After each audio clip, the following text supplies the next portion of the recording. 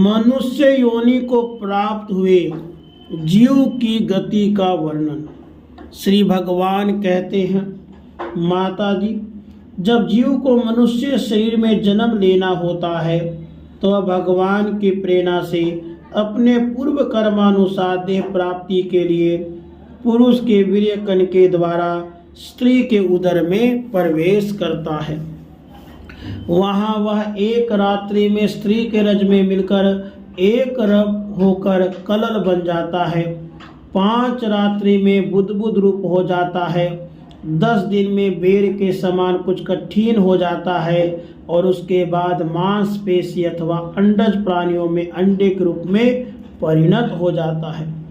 1 महीने में उसका सिर निकल आता है, 2 महीने में हाथ पांव आदि अंगों का विभाग हो जाता है, 3 महीने में नख रोम अस्थि चर्म स्त्री पुरुष के चिन्ह तथा अन्य छिद्र उत्पन्न हो जाते हैं, 4 महीने में उसमें मांस आदि 7 धातुएं पैदा हो जाती हैं, 5वें महीने में भूख प्यास लगने लगती है, 6ठे महीने में झिल्ली से लिपटकर वह दाहिनी कोख में घूमने लगता है।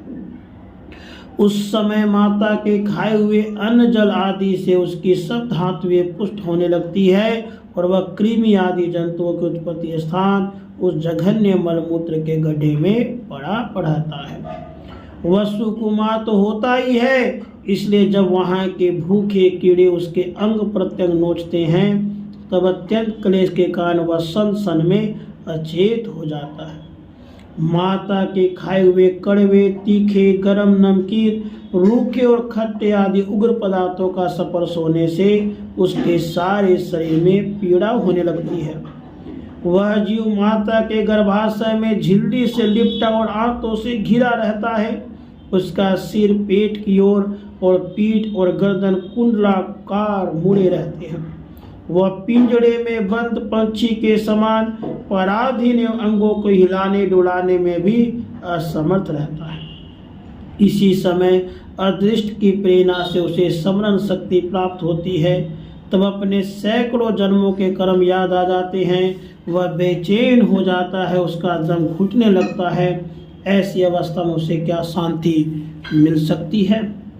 7वां महीना आरंभ होने पर उसमें ज्ञान शक्ति का भी उन्मेष हो जाता है, परंतु प्रसूति वायु से चलायमान रहने का कारण वह उसी उदर में उत्पन्न हुए विष्टा के कीड़ों के समान एक स्थान पर नहीं रह सकता।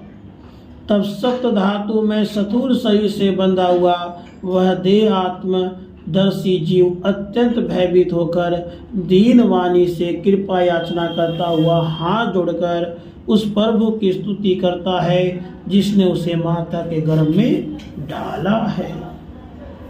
कपिल भगवान जी कहते हैं, माता, वह 10 महीने का जीव गर्भ में ही जब इस प्रकार विवेक संपन्न होकर भगवान की स्तुति करता है तब उस अधोमुख बालक को प्रसव काल की वायु तत्काल बाहर आने के लिए धकेलती है।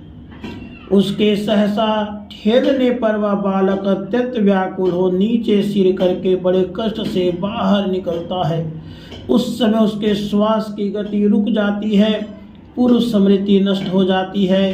पृथ्वी पर माता के रुधिर और मूत्र में पड़ा हुआ वह बालक विष्टा के कीड़े के समान छटपटाता है। उसका गर्भवास का सारा ज्ञान नष्ट हो जाता है और वह विपरीत गति को प्राप्त होकर बार बार जोर जोर से रोता है। फिर जो लोग उसका अभिप्राय नहीं समझ सकते उसके द्वारा उसका पालन पोषण होता है। ऐसी अवस्था में उसे जो प्रतिकूलता प्राप्त होती है उसका निषेध करने की शक्ति भी उसमें नहीं होती। जब उस शिशु को शिशु अवस्था में मैली कुचैली खाट पर सुला दिया जाता है जिसमें खटमल आदि स्वेदर जीव चिपटे रहते हैं, तब उसमें शरीर को खुजलाने उठाने या करवट बदलने की भी सामर्थ्य न होने कारण वह बड़ा कष्ट पाता है। उसकी त्वचा बड़ी कोमल होती है, उसे डांस मच्छर और खटमल आदि उसी प्रकार काटते रहते हैं जैसे बड़े कीड़े को छोटे कीड़े। इस समय उसका गर्भावस्था का सारा ज्ञान जाता रहता है, सिवा रोने के वह कुछ नहीं कर सकता। राधे कृष्ण।